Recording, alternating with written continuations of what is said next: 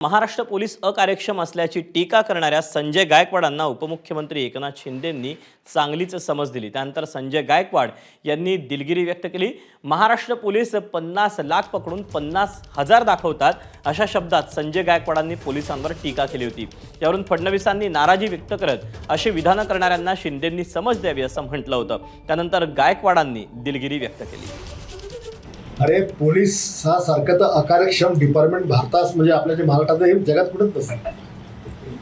Police department म्हणजे कोणताही शासनाने कायदा केला की यांचा एक हप्ता वाढणार, गुटखा बंदी केली की यानं गुटखा तयार पण यांचा हप्ता वाढणार, दारू बंद केली की यानं चालू करायची हप्ता वाढणार। या राज्यातल्या पोलिसांनी देशातल्या पोलिसांनी इमानदारीने काम कधी केलं ना तर या जगातली सगळी गंदगी खतम होऊ शकते। माझं वक्तव्य हे काही संपूर्ण महाराष्ट्रातल्या पोलिसांचं धैर्य खचवणं, त्यांचं धाडस, साहस, पराक्रमाचा अपमान करण्याकरता नव्हतं।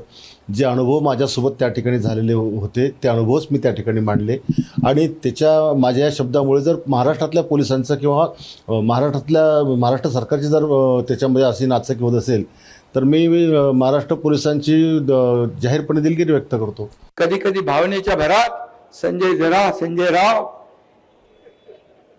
थोडा वाहून जातो।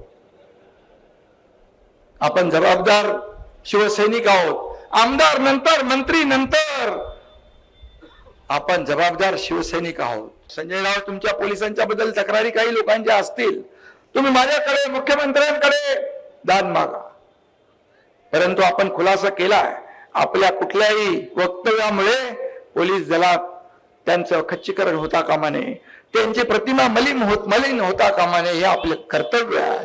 शेवटी वर्दीचा आदर आपण केला पाहिजे, आनंद निगे साहेब नेहमी सांगायचे।